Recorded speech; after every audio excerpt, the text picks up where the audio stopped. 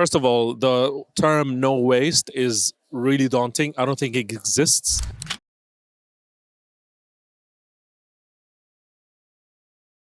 Omar Shihab, after such a long day, I'm happy to welcome you to Cairo Food Week's conversations at the Gem Talks at Value Cafe.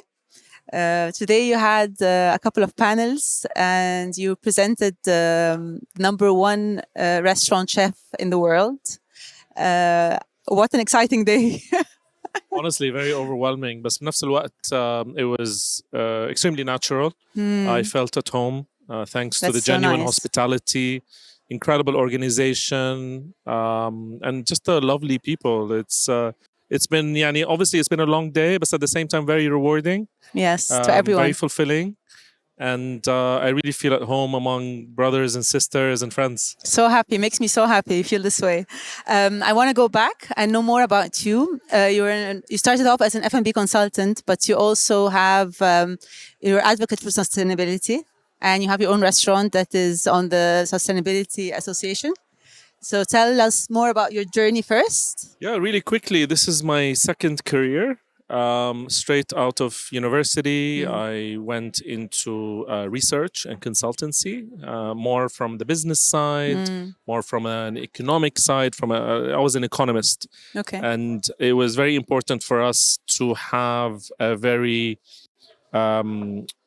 authentic but credible source of data and information, because a lot of big corporates, our clients, government, and private sector were relying all of their plans and future progress based on the data that we had. So we had to have that sense of integrity. Fast forward 8 years from that point, I decided to take a gap year because that was the only job that I had straight out of university. Okay.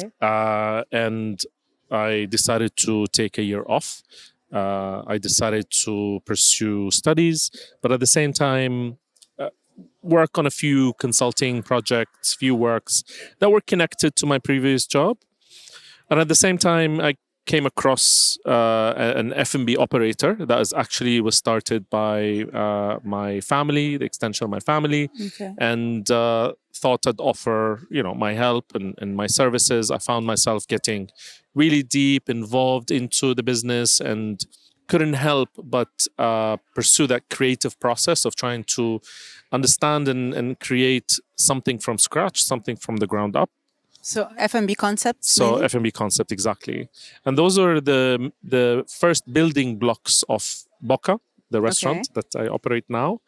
So for almost 10 years, I've been building at it. It has evolved for sure. We had sustainability ingrained in the very beginnings of the concept, but it obviously evolved. And I might be on my third career now talking about sustainability and future of food and the region. But what got you to that? Why did you become a sustainability advocate? Honestly, really, really organic way of things, because on the foundations of the restaurant of BOCA, we've always said that we have enough creative people living and working, not just in Dubai, Emirat, but across the region, that we can come up with our own concept that can rival any global restaurant. Obviously, we have a thing in our region where if a restaurant is coming from a big and important city like New York or London, then it must be incredible and we'll take it at face value without questioning anything. Yes. So I believe that regardless of the cuisine that we were presenting, we have enough people that are capable of doing that. And to give a sense of place in the menu, in that first ever menu of the restaurant, we decided with chef that we're going to dedicate an amount of cash for the chefs to go to the market and buy certain local native fish variety. Okay. It sounds like such a simple thing to do and very common in a lot of places in the world, but not in Dubai, because I was actually going to ask you next, in such a country reliant on imports, ingredient imports, how do you keep it local and seasonal? Not just that. I think one of the main things is that restaurants are run by corporates. You don't see a lot of chef, owner, operator. It's usually a company, a corporate that hires a chef, and there's a purchasing department, and there are purchasing orders that have to be It's a signed. pure business. Pure. So you cannot take cash in hand and go to the market and come back with a scribbled note for a receipt. So there is that we had to overcome. But we believe that this is the way. And it started small. And that grew on us. And we said, okay, let's explore more and let's understand what grows in the ocean, what is in healthy population that we can touch, what we don't want to use, we don't want to consume.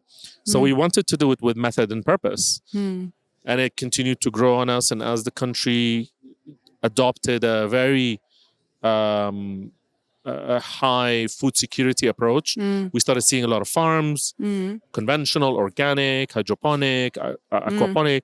So we started visiting these places, meeting these people, understand what are they growing, how can we use, So what can we the consume. overall UAE food strategy is shifting. Exactly, and we shifted with that, and Okay. we kept listening to everything that is happening. Okay. And obviously, what are the farms that are coming? A new oyster farm opened, or a new fish farm, or there's an organic farm that is producing a certain type of tomato. So that's the way. You got to have the conversation. It's not linear. It's a food system. It's not a food chain. So Okay. that's what it took. So people play around with the word sustainability a lot, and you had mentioned in the earlier cultural heritage panel that sustainability is sometimes overused, and there is sustainability in a certain context, like ours, like in the GCC, is a bit different maybe than Egypt. So what is sustainability really in your context? Sustainability is such an overused word today. I think it's really important to define it as an overall concept, which is we can no longer utilize and consume the same way that we've been consuming, because resources are, at the end of the day, scarce, and there's a limit. So the way we need to approach it is the way that we need to consume today while keeping in mind the future consumption, right? So that's generally the definition of sustainability. But what does it mean for hospitality? What does it mean for us as chefs, as restaurateurs, or restaurant owners?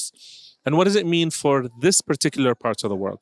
What are the challenges that we're going through, whether it's from a climate perspective or economically or from a people's perspective? At the end of the day, sustainability is about the sustainability of the human being in addition to the planet. So it's planet, people, and because we're running restaurants and restaurants are businesses, profits as well. Yes. So you need to keep these three in balance in the local context. So you cannot start talking about the polar bears In the in UAE. Egypt or in the UAE. It doesn't make any sense at all. 100%. You cannot be talking about preserving certain things that are not linked to us or have no relevance. That's really what I believe it is. Also, I noticed your restaurant BOCA is not vegan nor vegetarian, and usually you'd find sustainable restaurants not serving animal protein, which is very difficult to have in this part of the world. So how do you stay sustainable while actually serving beef and chicken and No, you're absolutely right. I think a lot of people use sustainable. They say sustainable means vegan, means no meat. I think for us, we are very realistic in our approach. We wanted to approach it from a holistic perspective, but at the same time, being realistic of what we can do and we cannot do. Sustainability is, for the lack of a better kind of I think it's a cliche, but it's true. Sustainability is a journey, and you need to assess. You need to start by assessing where you stand today on that spectrum. Not necessarily taking everything over, because it can be overwhelming. Looking at sourcing, looking at waste, looking at energy consumption, looking at all the things that make the restaurant. Understanding today where we also stand in terms of our business model. My customer is not ready for us to turn vegan or vegetarian. So I cannot let go of meat on my menu. But what I can do is choose better meat, use less meat. I try to be obviously creative in utilizing other things rather than beef. So this is something so important. I think a lot of people's main deterrent for not checking internally what they're doing. I don't want to use, again, I'm trying to use every other words apart from sustainability. I think they get overwhelmed. They say, oh, I need to serve meatless produce. I need to go vegan, or I cannot use certain things. No, no, no. Everyone can start. Everyone can get on that journey because it starts with oneself. It starts with the restaurant. It starts with the chef. It starts by taking some of the low-hanging fruit. There are so many easy things that any restaurant can do and to start on this journey. Which actually brings us to communities.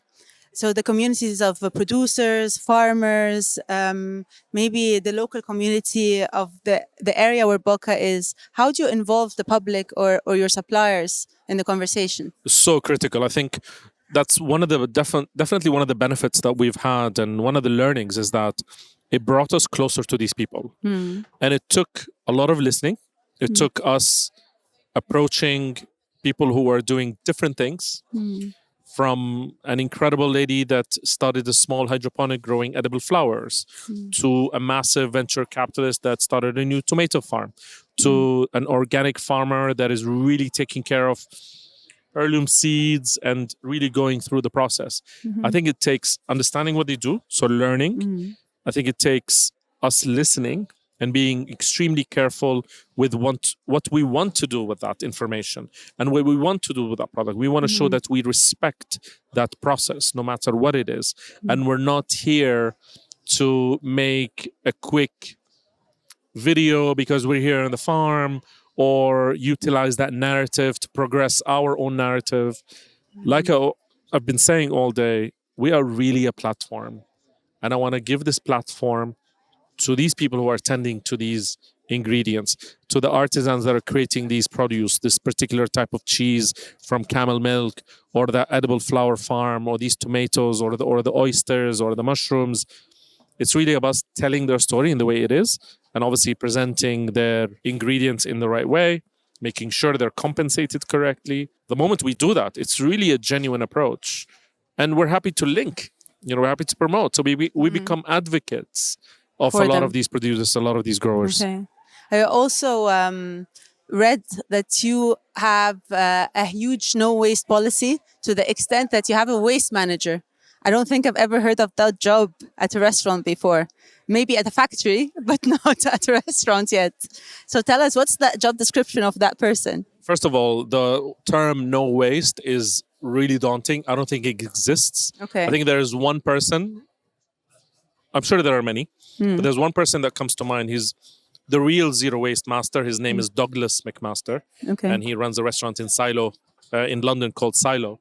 And it's, at the end of the operation, the entire waste from the restaurant fits into one small bin. Really, it's another approach. Remarkable.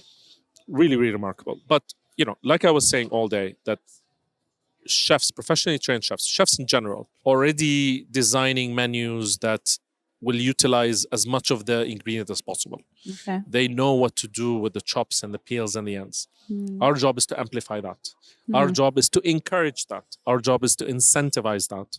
If we're able to tell our chefs in our restaurants, and I'm coming from this restaurant operator background, that I encourage you and I incentivize you to showcase a lot of these ingredients that are usually discarded, through, having it as a main ingredient, talking about it in the way that we write in the menu, the way we celebrate. Obviously, it has to be delicious, first and foremost. Yes. There are many ways also of designing menus with ingredients utilized in different areas. So not one ingredient, one dish. Yes. There is also a way of collaborating between kitchen and the beverage program, aligning their purchasing, making sure that using the ingredient in different ways. Thank you. Different parts of the ingredients. Thank you. Like the onion, the green part of the spring onion, and the white part of the spring onion, so you don't waste any of it. Exactly. A lot of people from the beverage background don't have the incredible training and the techniques that chefs do.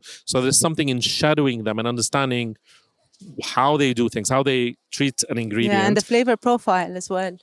What is left over at the end of the day. There is tremendous power that could come out of that. Yes. There is obviously a smart way of managing stock. Maybe people outside of the industry going into a restaurant, they expect that every item on the menu is available in infinity amounts all week long. But that's not how it works. If you're someone who's in tune with your business, you'll understand what is business on a Sunday versus a Tuesday versus a Friday. And you keep stock of certain ingredients so Does that the you don't menu have to go waste. in a sustainable restaurant change a lot? Ideally, it should, but it doesn't have to. Okay. I think, yes, if you see sustainability as a spectrum, and the very far part of the spectrum is making sure that you're in tune with what is seasonal, what is in abundance, yes. But we must not forget that at least the type of restaurant I'm running is in an urban environment in a city like Dubai. So I try as much as possible to utilize the ingredients that obviously make sense for us for the type of cuisine, but also champion some local ones. Whatever we have to get from regional or abroad, at least we know the source, at least we know some sort of environmental credentials. And sorry, going back to the waste topic, I think one of the things that we thought, okay, how do we approach the topic of waste in general? And this was a conversation that started, I think, around 2015, 16, when people were talking about the plastic straw, and it became the main issue, the main topic, and we had to let go. So that's an easy solution, right? Let go, replace, or many replacements. But is that really the problem? The only way to find out is to measure. You cannot change what you cannot measure. So one very simple approach, and you don't have to do it the way that we've done it. The way we've done it is that we've formalized this position, a waste officer. So this is someone that already has a job with us. And we give her or him an additional role with a little incentive on the side to make sure that we're segregating all the types of waste that we could. In our case, there were 6.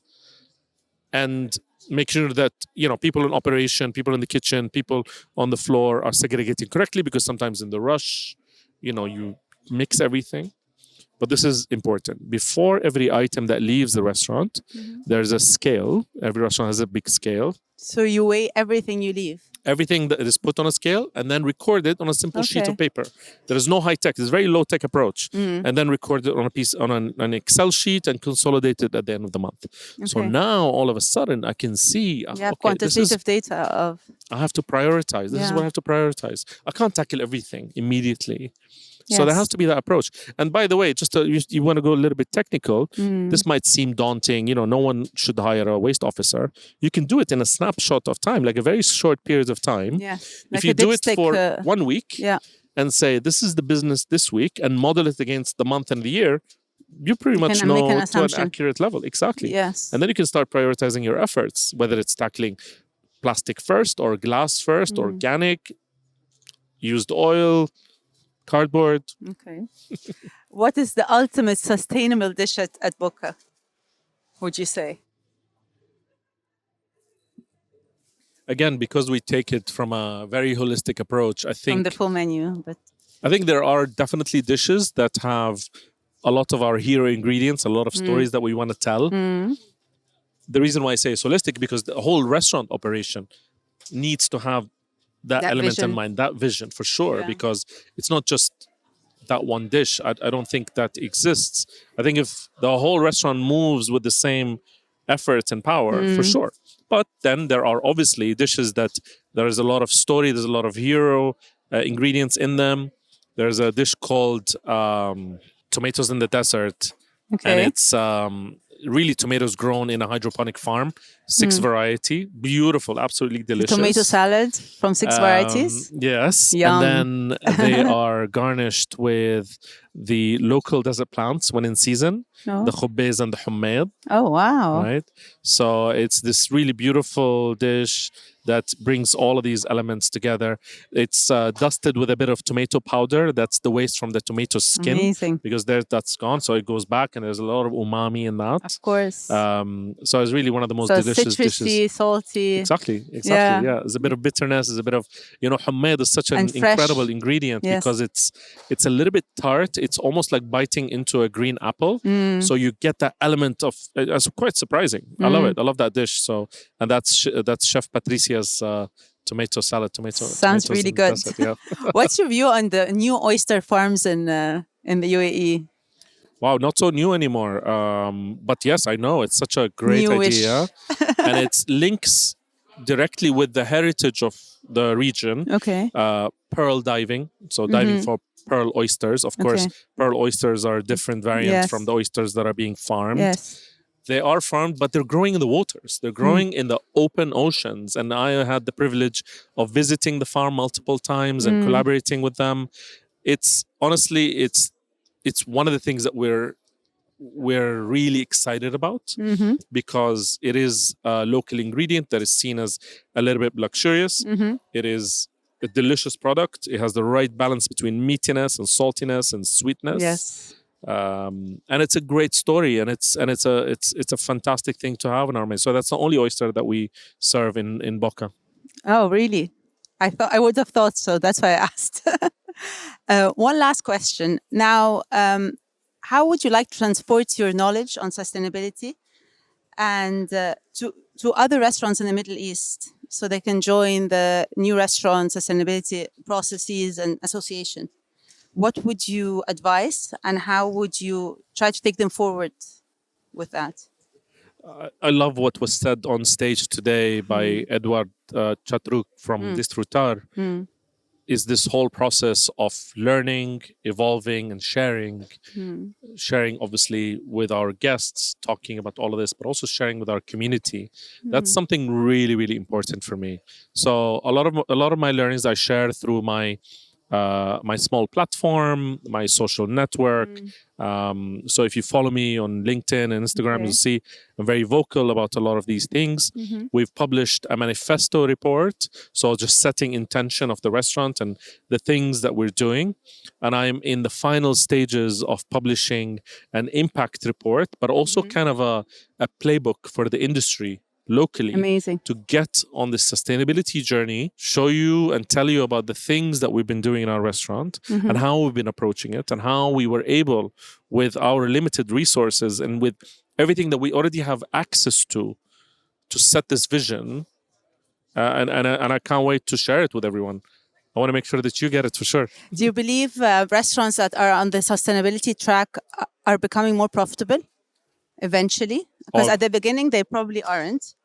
But No, this is a really important topic. I think a lot of people, when they hear the term sustainability, they think expensive. They think you need to invest in some tech solutions or you dedicate, a certain person to do it. We were able to do it with our own resources. It's not expensive as much as it's time consuming. okay. I think especially in the beginning, if you are an operating restaurant, there is a lot of time that needs to be spent in trying to document and understand everything that you're doing, where you're sourcing from, how much are you sourcing, how much energy you're consuming. So measuring and having that data so you can see kind of a dashboard of everything that you're doing and its impact. That's a part where most restaurants don't have. So most restaurants don't have these systems. I don't have it. Like I told you, we are working with Excel sheets and Word documents. But because we've been intentional in our approach, we're able to pull out that data quite easily. So I think it can take a bit of time to set up. But again, there are no kind of rules for us. There is a beautiful platform called Food Made Good. And this is a platform and a standard set by my friends at the Sustainable Restaurant Association of the UK. So this is probably the only platform that is created for the restaurant world. And there's a free tool online that any restaurant can log in and assess what they're doing. So it's kind of sets the tone and a standard on how to start beginning that journey. We went through the entire process to get certified. It's very interesting. And it's such a valuable exercise. I cannot begin to explain. If a restaurant is able to do it, then please do. It's not expensive at all. It's almost like an internal business exercise where you're really looking internally at your sourcing, to the way you deal with your staff, at what you're doing with waste, what you're doing with energy. So it's quite detailed in that way, and Lots of learning. it's an incredible learning process. So that's one way of doing things. But like I said, take your context, take the restaurant's context in that particular part of the world, tune it to the growers and the farmers. Tune it to the problems and the challenges that are going through that. Mm. And that is real, that's real sustainability. Amazing. Thank you so much for your time. And I can't wait to have you spend a couple of days more in Cairo. That's Yes, right. Yeah. yes. Can't wait. Thank you so much. Thanks for And having enjoy me. the food. Really appreciate it. I will, for sure. Thank you. Shukran.